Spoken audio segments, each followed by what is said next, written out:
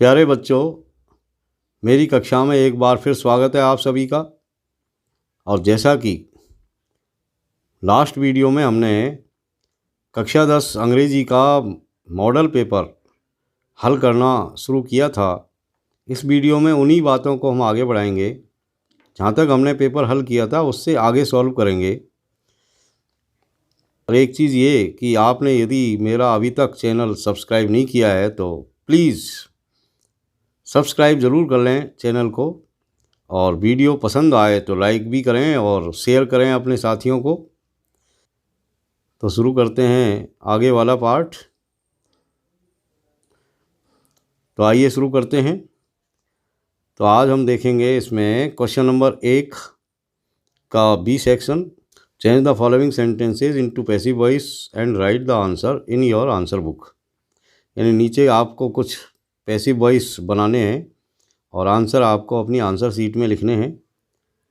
तो देखिए question number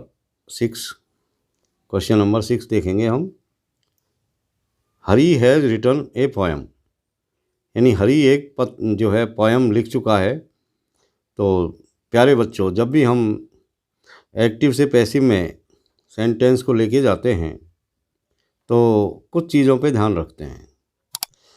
जैसा कि आप जानते हैं कि एक्टिव वॉइस के अंदर सब्जेक्ट पहले आता है और उसके बाद में वर्ब आती है और वर्ब के बाद में ऑब्जेक्ट आता है। लेकिन पैसिव वॉइस में ये फार्मूला थोड़ा अलग हो जाता है। यानी पैसिव वॉइस में हम सबसे पहले ऑब्जेक्ट लिखते हैं, ऑब्जेक्ट के बाद में हेल्पिंग वर्ब लिखते हैं और हेल्पिंग वर्ब के बाद में मेन वर्ब की थर्ड फॉर्म लिखते हैं और उसके बाद में बाई लगा करके सब्जेक्ट लिखते हैं। तो ये आप फार्मूला नोट कर लें, ये कॉमन फार्मूला है। जब भी हम एक्टिव वॉइस से पैसिव वॉइस के अंदर सेंटेंस को लेके आते हैं तो ऑब्जेक्ट को पहले, उसके बाद में टेंस के अनुसार हेल्पिंग वर्ब लिखते हैं। यदि प्रेजेंट टेंस का सेंटेंस है तो helping verb is am are में से कोई सी एक लगेगी। अब वो कैसे लगेगी कि करता यदि एक वचन का है तो इज लगा देंगे, आई करता है तो एम लगाएंगे, और बहुवचन का करता है तो आर लगा दिया जाएगा। और इसके बाद में हम लिखेंगे मेन वर्ब की थर्ड फॉर्म।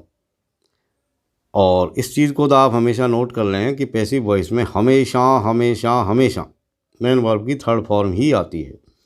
और उसके बाद में बाई लगा करके सब्जेक्ट को हम पीछे पीछे लिखते हैं। इसके बाद में अन्य जो वर्ड आते हैं उनको हम पीछे लिख देते हैं। तो इस तरीके से हम इस सेंटेंस को हल करेंगे। हरी हैज़ रिटन ए पोएम, लेकिन यहाँ पर आप देख रहे हैं कि हैज़ आया है। तो प्यारे बच्चों, ये भी आप नोट कर लें कि जब भी एक्टिव वॉइस के अंदर हैज़, हैव और हैड आते हैं तो जब हम पैसिव वॉइस बनाएंगे तो उनके साथ बीन और लगा देंगे। यानी हैज़, हैव या हैड यदि आएंगे तो हम इनके साथ में बीन लगा देंगे। बीन, ये भी आप नोट कर लें।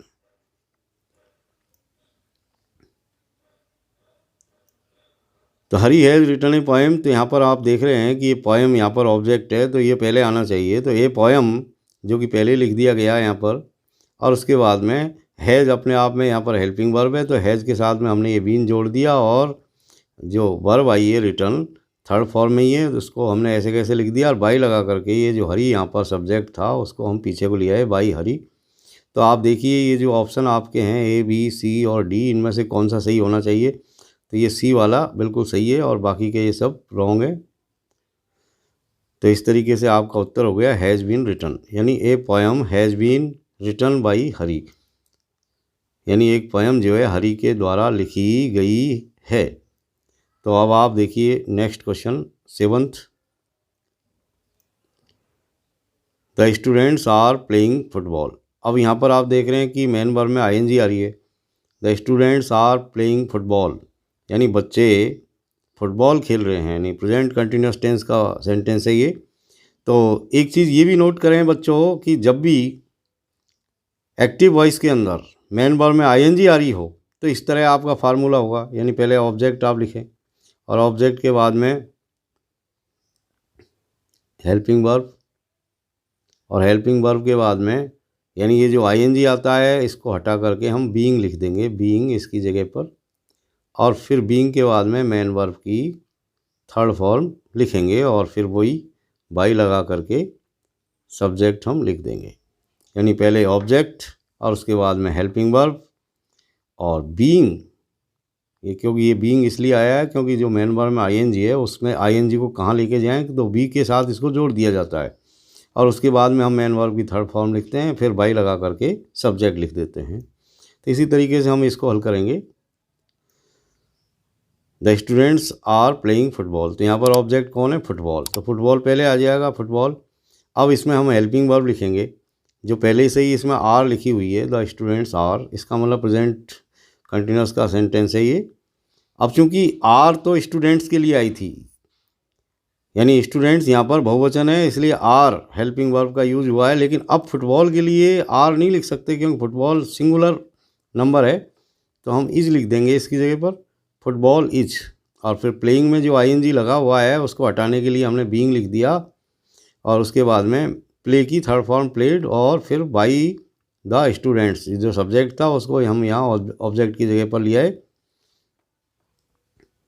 तो प्यारे बच्चों हमेशा ध्यान रखें कि क्रिया जो है हमेशा एग्री करती है अपने सब्जेक्ट के साथ, यानी कोई भी verb always agree with its subject, यानी जैसा सब्जेक्ट होगा वैसा ही जो है वर्ब काम में लिया जाएगा। यानी सब्जेक्ट यदि आपका सिंगुलर नंबर है तो क्रिया जो भी आएगी, हेल्पिंग वर्ब जो भी आएगी वो भी सिंगुलर नंबर के अंदर ही आएगी। तो ये आप ध्यान रखें, ये SSPP का नियम कहलाता है,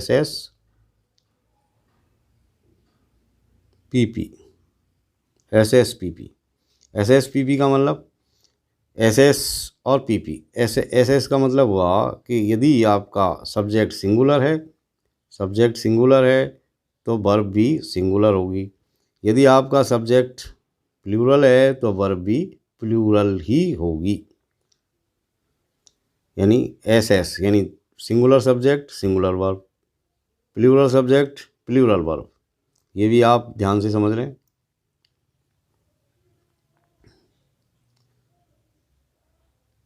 तो आपका इसमें जो राइट आंसर है वो हो गया बी वाला, इज बीइंग प्लेड।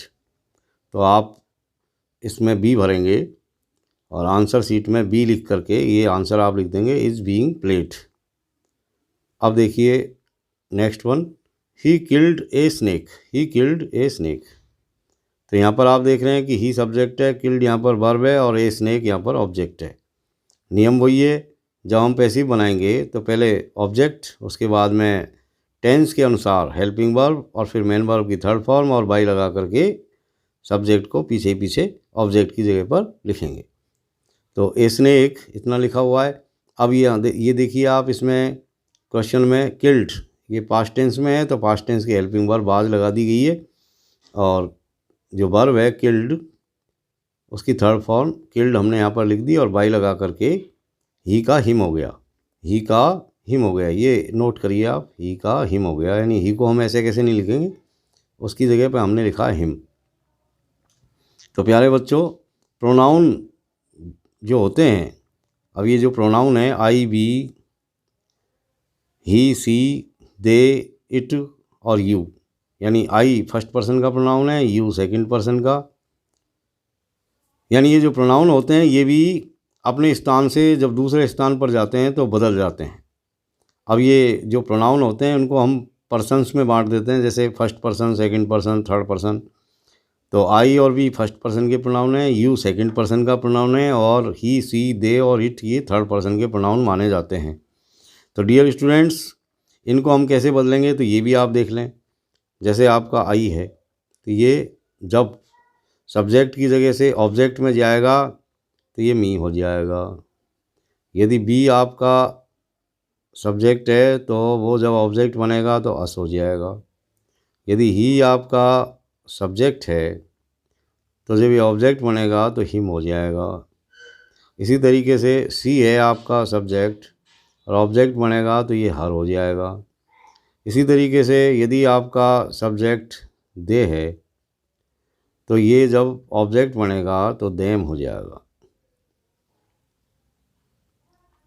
इसी तरीके से यदि आपका सब्जेक्ट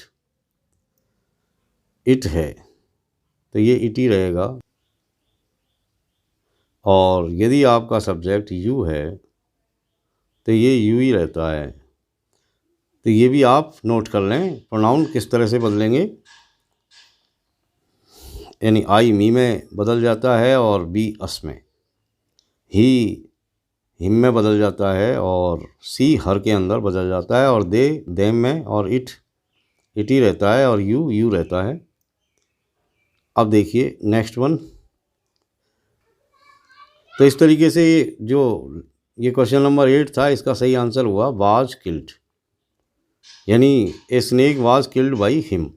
अब देखिए सी वाला, fill in the blanks with suitable modal and write the answer in your answer book. यानी ये जो कुछ क्वेश्चन आने वाले हैं ये मॉडल पर आधारित है और इनको हम हल करेंगे, और ये भी ऑब्जेक्टिव टाइप है।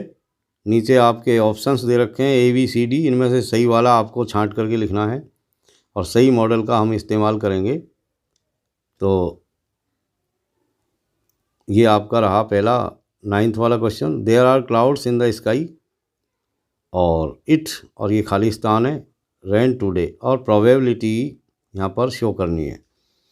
अब डियर स्टूडेंट्स, जब भी हम मॉडल की बात करते हैं तो मॉडल भी अपने आप में एक ऑक्सिलरी वर्ब है, यानी हेल्पिंग वर्ब ही है। लेकिन ये हेल्पिंग वर्ब जो होती है इनमें कुछ गिनी चुनी जो हेल्पिंग वर्ब है वो एक विशेष तरह का मोड प्रदर्शित करती है, इसलिए हम उन गिनी चुनी हेल्पिंग वर्ब को मॉडल वर्ब भी कहते हैं। और ये जो मॉडल वर्ब है ये लगभग इनकी संख्या 13 है और ये विभिन्न तरह के मूड को एक्सप्रेस करती है। अब जैसे यहाँ पर इस क्वेश्चन के अंदर आपको एक ऐसी मॉडल भरनी है जो प्रोबेबिलिटी एक्सप्रेस करती हो, तो प्रोबेबिलिटी मे के द्वारा हम एक्सप्रेस कर सकते हैं। और जैसे ये इसको समझिए आप कि there are clouds in the sky, यानी आसमान के अंदर बादल हैं, और आगे लिखा हुआ है इट रेन टुडे, यानी आज बरसात, ये इसका अर्थ निकल रहा है। अब प्रोबेबिलिटी क्या है, संभावना क्या है कि भाई जब आसमान में बादल है तो संभावना बरसात होने की है। जब बादल नहीं हुए, मान लीजिए हम ये कहें कि there are no clouds in the sky, तो किस चीज़ की संभावना है, बरसात नहीं होने की, यानी संभावना जो है यानी प्रोबेबिलिटी जो है वो माइनस में है। आसमान में बादल है तो हम समझ सकते हैं कि प्रोबेबिलिटी है भाई बरसात होने की, तो बरसात हो सकती है। तो इस जगह पर हम प्रोबेबिलिटी शो करने वाला एक मॉडल काम में लेंगे मे। तो जब भी आपको प्रोबेबिलिटी एक्सप्रेस करनी हो तो आप मे भर सकते हैं। तो there are clouds in the sky, तो इट मे रेन टुडे, यानी आसमान में बादल है तो इट मे रेन टुडे, यानी बरसात हो सकती है, यानी होने की संभावना। अभी मे कहाँ है, ए में है, ये ए वाला यहाँ पर ऑप्शन सही है, और बाकी के बी सी और डी ये इसमें फिट नहीं आ रहे। May shows general probability. अब ये देखिए next one, to drive a vehicle you have a licence, यहाँ पर आपको ऑब्लिगेशन बनना है, यानी ऑब्लिगेशन एक्सप्रेस करने वाली कोई एक मॉडल बननी है। तो डियर स्टूडेंट्स, ऑब्लिगेशन हम मस्ट के द्वारा एक्सप्रेस करते हैं। और तो आप देखिए ए बी सी डी में मस्ट कहाँ आ रहा है, तो ये देखिए आप सी आपका आंसर सही है, मस्ट यहाँ पर है, तो ये सी वाला ऑप्शन हम इसमें भर देंगे, और हमारी आंसर बुक में भी आंसर में लिखेंगे सी और मस्ट। तो जैसे हम इसका अर्थ करें, मान लीजिए तो to drive a vehicle you must have a licence, कि यदि आपको व्हीकल चलाना है तो आपके पास जो है लाइसेंस होना चाहिए, निश्चित रूप से होना चाहिए। नहीं तो क्या होगा, यदि लाइसेंस नहीं है, व्हीकल आप चला रहे हैं तो रोड पे है, ट्रैफिक पुलिस वाले आपको पकड़ेंगे, आपका चालान काट देंगे। अब हम सॉल्व करेंगे क्वेश्चन नंबर 2 से 6। तो 2 में आप देखिए, read the passage given below and answer the questions that follow, यानी नीचे एक पैसेज है जो आपको पढ़ना है और उस पर आधारित जो क्वेश्चंस हैं उनके आंसर छांट करके आपको लिखने हैं। यानी एक पैसेज पे आधारित जो क्वेश्चंस आते हैं वो हमको उसी पैसेज में से छांट करके लिखने पड़ते हैं। तो ये मैं आपको बताऊंगा कि किस तरह हम छांट सकते हैं, और ये बहुत ही आपके लिए आसान हो जाएगा। तो सबसे पहले हम इस पैसेज को पढ़ेंगे। we should remember that contented mind and healthy living can help to keep us free from many diseases. हमको ये जानना चाहिए, हमको ये याद रखना चाहिए कि एक contented mind and healthy living यानी संतुष्ट दिमाग और स्वस्थ जीवन कैन हेल्प सहायता कर सकते हैं टू कीप अस हमको रखने की फ्री फ्रॉम मैनी डिजीजेज बहुत सारी बीमारियों से आज़ाद या मुक्त। तो कहने का मतलब एक संतुष्ट दिमाग और हमारी स्वस्थ जीवन हमको विभिन्न तरह की बीमारियों से बचा सकता है, कैन कीप अस फ्री रख सकता है यानी बीमारियों से दूर रख सकता है। In some ways it is easier for the people, in some ways यानी कुछ तरीके से it is easier for the people लोगों के लिए ये आसान है। कौन से लोगों के लिए? In developing nations to achieve positive health, यानी कहाँ के लोगों के लिए? डेवलपिंग नेशंस के लोगों के लिए यानी विकासशील देशों के लोगों के लिए क्या करना? टू अचीव पॉजिटिव हेल्थ यानी पॉजिटिव हेल्थ अचीव करना यानी सकारात्मक स्वास्थ्य जो है प्राप्त करना। बिकॉज क्यों भाई, ऐसा क्यों? क्योंकि because they have more close knit social system, क्योंकि ये जो विकासशील देशों के जो लोग हैं वहाँ का जो सोशल सिस्टम है वो बहुत ज़्यादा नज़दीकी से बुना हुआ होता है, यानी लोग एक दूसरे से जुड़े हुए होते हैं। इसके अलावा with better communication between people, या इसके अलावा वहाँ जो लोग होते हैं विकासशील देशों के जो लोग हैं उनमें बेहतर यानी और दूसरे जो देश हैं उनसे ज़्यादा अच्छा कम्युनिकेशन होता है, यानी लोगों का जुड़ाव होता है, लोगों का संवाद एक दूसरे लोगों के साथ ज़्यादा होता है। Then do many people in wealthy and developed nations, बजाय धनवान और डेवलप्ड राष्ट्रों के, यानी जो धनाढ़ जो देश हैं और जो डेवलप्ड नेशंस हैं जो विकसित देश हैं उनके लोगों की अपेक्षा। With very little by way of resources और सोफिस्टिकेटेड मेडिकल फैसिलिटीज़, यानी जो कुछ भी थोड़ा बहुत हमारे पास उपलब्ध है, जो रिसोर्सेज हमारे पास उपलब्ध हैं, जो संसाधन हमारे पास उपलब्ध है, या हमारे पास जो सोफिस्टिकेटेड मेडिकल फैसिलिटीज़ उपलब्ध है, जो परिष्कृत चिकित्सकीय सुविधाएं हमारे पास मौजूद हैं, तो उनके साथ ही we can achieve positive health, हम पॉजिटिव हेल्थ प्राप्त कर सकते हैं for the majority of individuals in our communities, हमारे समुदाय में व्यक्तिगत लोगों के लिए और समुदाय के अधिकांश लोगों के लिए। तो डियर स्टूडेंट्स, अब हमने इस पैसेज को पढ़ा है और हमारे समझ में भी आ गया। अब हम इसके ऊपर आधारित जो क्वेश्चंस हैं उनको सॉल्व करेंगे। जैसे क्वेश्चन नंबर 2 देखिए यहाँ पर, what can keep us free from many diseases, यानी ऐसी कौन सी चीज़ है जो हमको बहुत सारी बीमारियों से दूर रख सकती है। तो ये लाइन बिल्कुल मिलती जुलती है। तो ये भी मैं आपको तरीका बता दूँ कि किस तरीके से हम पैसेज में से हमारे आंसर छांट सकते हैं। तो डियर स्टूडेंट्स, इस बात का ध्यान रखें कि क्वेश्चन के अंदर जो शब्दों का समूह आया है, जैसे इसमें आ रहा है कि can keep us free from diseases many diseases, तो यहाँ पर भी इस तरह का कोई समूह होगा। तो ये रहा देखो, keep us free from many diseases, इसका मतलब ये सेंटेंस मिलता जुलता है, तो यही आंसर होना चाहिए। तो इस तरीके से हम अंदाज लगा करके भी प्रश्नों के उत्तर छांट सकते हैं। यदि हम पूरी तरह समझ गए जब तो कोई परेशानी नहीं है, लेकिन ऐसे बच्चे जो समझ नहीं पाते तो वो कम से कम इस तरीके से इस हिंट के द्वारा अपने उत्तर तलाश कर सकते हैं। तो जैसे ये क्वेश्चन नंबर 2 है, what can keep us free from many diseases, यानी कौन सी चीज़ हमको बहुत सारी बीमारियों से दूर रख सकती है। तो ये बिल्कुल आपका सही उत्तर हो गया, जो मैंने यहाँ पर पहले से ही अंडरलाइन कर रखा है, यानी contented mind and healthy living can help to keep us free from many diseases. अब देखिए नेक्स्ट क्वेश्चन 3rd वाला, why is it easy in developing nations to achieve positive health, यानी डेवलपिंग नेशंस के लोगों के द्वारा पॉजिटिव हेल्थ अचीव करना आसान क्यों है। तो ये भी मैंने यहाँ पर देखिए इस लाइन में ये निशान लगा रखा है, ये 3rd वन पे, because they have more close knit social system with better communication between people than do many people in wealthy and developed nations। क्योंकि क्योंकि जो डेवलपिंग नेशंस होते हैं वहाँ के लोगों के मध्य बहुत अच्छा सोशल सिस्टम का नेटवर्क होता है, लोग एक दूसरे से जुड़े हुए होते हैं और वहाँ का जो संवाद है एक दूसरे लोगों के साथ मेल मिलाप जो है वो भी ज़्यादा अच्छा होता है बजाय धनवान और डेवलप्ड नेशंस के। तो ये आपका आंसर यहाँ पर हमने छांट लिया। अब देखिए नेक्स्ट वन, फोर्थ वाला।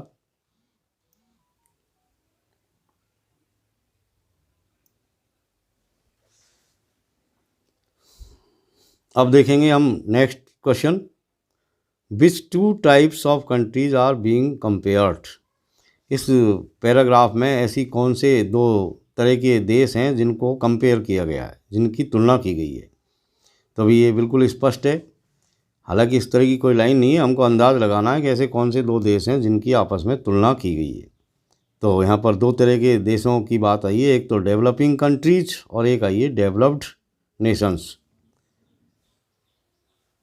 यानी एक तो विकासशील देश और एक विकसित देश। तो यही हमारा आंसर हो गया, डेवलप्ड एंड डेवलपिंग नेशंस या countries are being compared in this passage, यानी इस पैसेज के अंदर डेवलप्ड और डेवलपिंग नेशंस की आपस में तुलना की गई है, जो मैंने यहाँ पर लिख रखा है पेन से, डेवलप्ड और डेवलपिंग। अब क्वेश्चन नंबर 5 देखिए, find the word from the passage which means satisfied. यानी ये इस तरह के क्वेश्चन आते हैं पैसेज में से कि भाई एक मिलता जुलता जिसका अर्थ सही निकलता हो, यानी मिलता जुलता ऐसा शब्द आपको छांटना है जिसका अर्थ ये हो। जैसे इसमें पूछा गया कि भाई सेटिस्फाइड नाम का ये जो वर्ड है, इससे मिलता जुलता हिंदी अर्थ जिसका समान निकल रहा है उससे मैच करता हुआ शब्द आपको, यानी वर्ड आपको छांटना है। तो ये सेटिस्फाइड है। तो सेटिस्फाइड से मिलता जुलता आपको एक वर्ड तलाश करना है। सेटिस्फाइड का मतलब होता है संतुष्ट। तो यहाँ पर एक शब्द यहाँ पर आया कंटेंटेड, ये आपका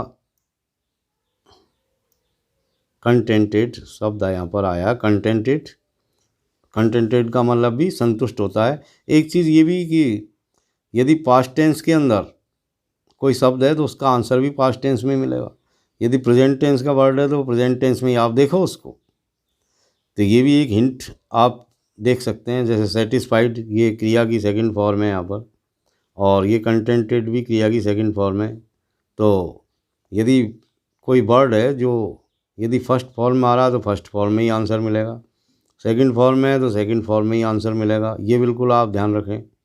अब देखेंगे हम next one 6, how can we achieve positive health. यानी हम पॉजिटिव हेल्थ कैसे अचीव कर सकते हैं।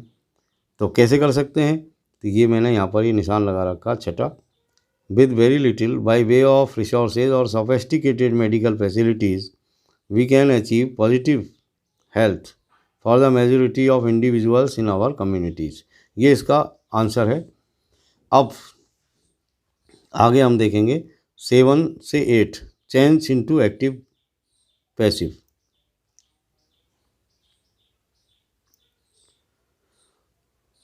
ये 7 से लेकर के 8 तक के क्वेश्चन है, और ये आपके 7 और 8 ये दो क्वेश्चन ऐसे हैं जिनको आपको पैसिव में चेंज करना है। अच्छा, एक चीज़ ये बच्चों की, यदि ये तो सिर्फ हम पेपर हल कर रहे हैं और इसमें ग्रामर की बहुत सारी बातें भी आ रही है। जैसे इसमें हमने देखा कि मॉडल वर्ब भी है, क्रिया की सही फॉर्म भी हमने भरी है, एक्टिव पैसिव वॉइस भी यहाँ पर आ गए, डायरेक्ट इनडायरेक्ट भी आ गए।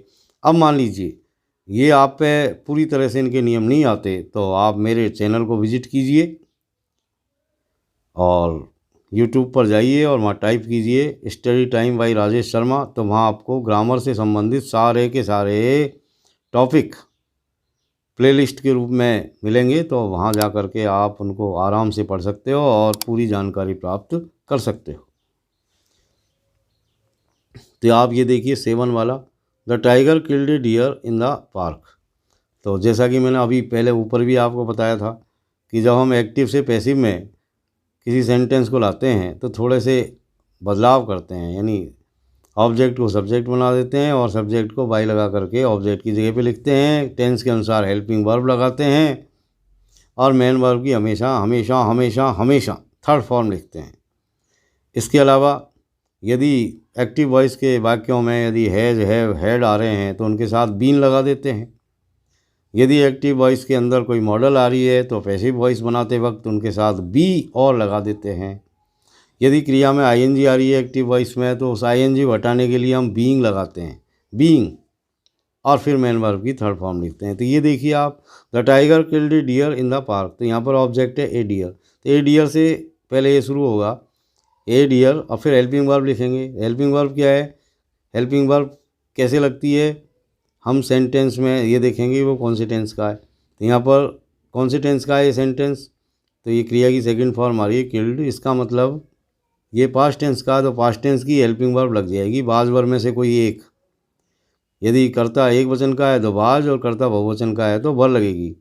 तो अब हमारा कर्ता कौन हो गया, ए डियर, तो ए डियर का मतलब सीधा सा अर्थ निकल रहा है कि भाई एक हिरन, तो एक वचन है तो एक वचन के साथ बाज, तो ये मैंने यहाँ पर हल कर रखा है इसको। तो ए डियर बाज और हमेशा थर्ड फॉर्म लगती है तो हमने ये किल्ड यहाँ पर लगा दी, क्योंकि किल्ड की थर्ड फॉर्म भी किल्ड ही होती है।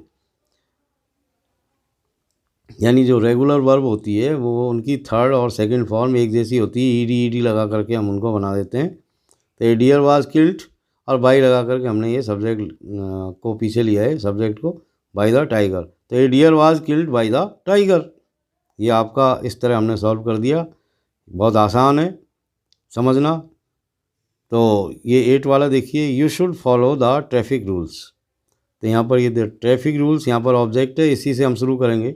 तो द ट्रैफिक रूल्स, अब इसमें शुड आया है तो शुड अपने आप में मॉडल है तो मॉडल इसको लिख दिया हमने शुड और इसके साथ बी लगा दिया और फिर थर्ड फॉर्म लिखी हमने फॉलो की, और फिर फॉलो जो यहाँ पर मेन वर्ब आई है उसकी हमने थर्ड फॉर्म लिख दी फॉलोड, और बाई लगा करके ये सब्जेक्ट को हम पीछे लिया है बाई यू।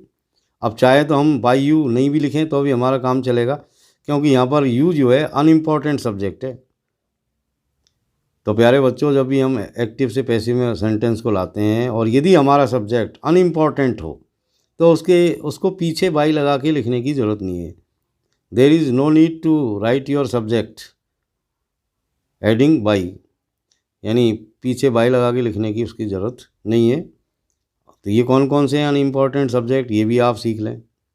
देखिए जैसे कि यू है, जैसे दे है, जैसे पीपुल है, ये सब अनइम्पॉर्टेंट सब्जेक्ट है, इनको लास्ट में बाई लगा के लिखने की ज़रूरत नहीं है। इसके अलावा जितने भी बॉडी वाले शब्द आते हैं, जितने भी बन वाले जो है शब्द आते हैं और जितने भी थिंग वाले आते हैं वो सब अनइम्पॉर्टेंट होते हैं। अब ये बॉडी वाले जो है बन वाले और थिंग वाले जो वर्ड हैं उनको कैसे समझेंगे हम। अब जैसे बन, जैसे नो वन, एवरी वन, सम वन, तो ये सब अनइम्पॉर्टेंट है। थिंग वाले देखिए जैसे नथिंग, समथिंग, एनीथिंग। बॉडी वाले देखिए जैसे somebody, nobody, anybody. तो ये जितने भी बॉडी वाले, थिंग वाले और वन वाले जो वर्ड होते हैं, इनसे यदि कोई सेंटेंस शुरू होता है और जब हमको पैसिव बनाना होता है तो हम इनको पीछे ऑब्जेक्ट की जगह पर जब लाएंगे तो लिखने की ज़रूरत नहीं है बाई लगा करके। अब आप आइए क्वेश्चन नंबर 9 से 11, fill in the blanks by changing them into indirect speech. यहाँ पर आपको इनको इनडायरेक्ट स्पीच में चेंज करना है। अब हम इनडायरेक्ट स्पीच में कैसे चेंज करेंगे, यहाँ तो मैं आपको समझा रहा हूँ इस पेपर में, लेकिन जैसे आप नहीं जानते या आपके पास इतनी जानकारी नहीं है, मान लीजिए है तो बहुत बढ़िया है, और यदि नहीं है तो आप मेरे चैनल पे विज़िट कीजिए study time by Rajesh Sharma, और वहाँ आपको डायरेक्ट इनडायरेक्ट स्पीच की प्लेलिस्ट खोलिए और आप वहाँ देख सकते हैं कि हम कैसे सेंटेंस को डायरेक्ट से इनडायरेक्ट में ले जाते हैं। मोटी मोटी बात मैं यहाँ भी आपको बताऊँगा। जैसे हमको जब कभी भी किसी सेंटेंस को जब डायरेक्ट से इनडायरेक्ट में लेकर के आना है तो कुछ चीज़ें हम करते हैं, कुछ बदलाव करते हैं। पहला काम तो ये कि डायरेक्ट स्पीच के अंदर जो सेंटेंस होता है वो 2 टुकड़ों में होता है। एक तो होती है, एक सेंटेंस तो होता है इन्वर्टेड कॉमा के अंदर बंद, और एक होता है इन्वर्टेड कॉमा के बाहर। यानी जो सेंटेंस इन्वर्टेड कॉमा के बाहर होता है उसको हम कहते हैं रिपोर्टिंग वर्ब, और जो सेंटेंस इन्वर्टेड कॉमा के अंदर बंद होता है उसको हम कहते हैं रिपोर्टेड स्पीच। और जब हम किसी सेंटेंस को इनडायरेक्ट में लिखते हैं तो ये सारे के सारे कॉमे हटा दिए जाते हैं और दोनों ही सेंटेंस किसी कनेक्टिव के द्वारा जुड़ करके एक ही सेंटेंस हो जाता है, पहली चीज़। दूसरी चीज़ ये प्यारे बच्चों कि डायरेक्ट स्पीच के अंदर सेंटेंस किसी भी नेचर का हो, यानी वो किसी भी तरह का सेंटेंस हो, चाहे अफर्मेटिव हो, चाहे इंटेरोगेटिव हो, चाहे इम्पेरेटिव हो, चाहे ऑप्टेटिव हो, चाहे एक्सक्लेमेटरी हो, लेकिन जब वो इनडायरेक्ट स्पीच में आता है तो सामान्य सिंपल सेंटेंस बन जाता है। सिंपल सेंटेंस से तात्पर्य मेरा ये है कि अंत में फुल स्टॉप लगता है और सेंटेंस की शुरुआत सब्जेक्ट से होती है, अंत में ऑब्जेक्ट आता है, बीच में क्रिया लगती है। ये सीधा सा फार्मूला है सिंपल सेंटेंस का। तो जैसे ये क्वेश्चन नंबर 9 है। इसके अलावा तो डियर स्टूडेंट्स, जब हम डायरेक्ट से इनडायरेक्ट स्पीच में किसी सेंटेंस को लाते हैं तो 3 तरह के परिवर्तन निश्चित रूप से करते हैं। एक तो टेंस संबंधी परिवर्तन, एक प्रोनाउन संबंधी परिवर्तन और एक एडवर्बियल संबंधी परिवर्तन। और ये सारी चीज़ें जानने के लिए आप मेरे चैनल को विजिट कर सकते हैं और वहाँ ये सारी चीज़ें आपको उपलब्ध रहेंगी। आप वहाँ से इन सब चीज़ों को जो है पढ़ सकते हैं। वहाँ पर डायरेक्ट से इनडायरेक्ट बनाने के बहुत सारे वीडियो मैंने अपलोड कर रखे हैं, यानी बहुत सारे वीडियो मैंने अपलोड कर रखे हैं और आप वहाँ आकर के आराम से जो है इनकी स्टडी कर सकते हो। और किस तरीके से हम डायरेक्ट से इनडायरेक्ट में सेंटेंस को लाएं, ये मैंने आपको बहुत अच्छी तरीके से वहाँ पर वीडियो के रूप में समझा रखा है और इसके लिए आप मेरे चैनल को विजिट कर सकते हैं। तो हम ये देखेंगे कि ये question number 9, my friend said alas I have lost my bag. My friend said, मेरे मित्र ने कहा, अलास कि बड़े दुख की बात है, I have lost my bag, मेरा बैग खो गया है। अब इसके अंदर आप देख रहे हैं कि ये कौन सा सेंटेंस है, ये एक्सक्लेमेटरी सेंटेंस है। तो एक्सक्लेमेटरी सेंटेंस को जब हम डायरेक्ट से इनडायरेक्ट में लाते हैं तो सैड को या सैड जो आता है तो हम उसको एक्सक्लेम्ड में चेंज कर देते हैं, एक्सक्लेम्ड। और जब अलास आएगा तो हम लिखेंगे एक्सक्लेम्ड विद सॉरो, और अलास की जगह यदि ओहो शब्द आ रहा है तो हम उसमें लिखेंगे एक्सक्लेम्ड विद वंडर। और यदि और मान लीजिए ब्रेवो आ रहा है तो हम लिखेंगे एक्सक्लेम्ड विद जॉय या एक्सक्लेम्ड विद प्लेजर। तो यहाँ पर अलास आ रहा है, तो अलास आ रहा है तो हम इस सैड को चेंज कर देंगे एक्सक्लेम्ड विद सॉरो में, और दोनों सेंटेंसों के बीच में कनेक्टिव लगाएंगे दैट। और फिर नियम के अनुसार हम जहाँ भी प्रोनाउन आएंगे उनको चेंज कर देंगे, जहाँ भी टेंस संबंधी जो क्रिया है वो भी चेंज कर देंगे। प्रोनाउन चेंज की थोड़ी सी बात ये है कि ये एक सीधा सा सूत्र है, सन बटा 123 या 123 बटा सन, कुछ भी हम कह सकते हैं। यानी फर्स्ट पर्सन के प्रोनाउन रिपोर्टिंग वर्ब के सब्जेक्ट के अनुसार चेंज होते हैं, सेकंड पर्सन के प्रोनाउन रिपोर्टिंग वर्ब के ऑब्जेक्ट के अनुसार चेंज होते हैं, और थर्ड पर्सन के प्रोनाउन चेंज नहीं होते, रिमेन अनचेंज्ड, बदलते नहीं हैं। अब जैसे हम इसको बदलेंगे तो माई फ्रेंड सेड अलास, तो यहाँ तक आप देखिए अलास आ रहा है, तो माई फ्रेंड एक्सक्लेम्ड विद सॉरो, दोनों के बीच में कॉमे हटा दिए, दैट लिख दिया, ये लिख दिया हमने दैट। फिर ये I have lost my bag, इसको चेंज करेंगे तो यहाँ पर आई प्रोनाउन है, फर्स्ट पर्सन का है, तो सब्जेक्ट के अनुसार चेंज करेंगे। माई फ्रेंड जो कि एक लड़का है तो हमने ही कर दिया इसको। फिर हैज़ हैव, जो भी जब हैज़ और हैव आते हैं उनको ऐड कर देते हैं। लॉस्ट ये जो क्रिया है इसको हमने लिख दी यहाँ पर। फिर ये माई जो शब्द आया, माई भी एक प्रोनाउन है, इसको भी हम फर्स्ट पर्सन का है इसलिए सब्जेक्ट के अनुसार चेंज करेंगे, माई फ्रेंड यानी ही के अनुसार। तो यहाँ पर माई है यानी ये आई की सेकंड फॉर्म है, तो इसी तरह हम ही की सेकंड फॉर्म यहाँ पर लिख देंगे हिज, तो यहाँ पर हमने हिज लिख दिया, हिज बैग। ये पूरी तरह से आप समझ लें इस बात को। अब अगला देखिए, तो ये इस तरह हो गया आपका ये sentence my friend exclaimed with sorrow that he had lost his bag. अब ये 10th वाला देखिए, the teacher said the sun rises in the east. तो यहाँ पर आप देख रहे हैं कि टीचर ने कहा कि सूर्य जो है पूर्व में उदय होता है।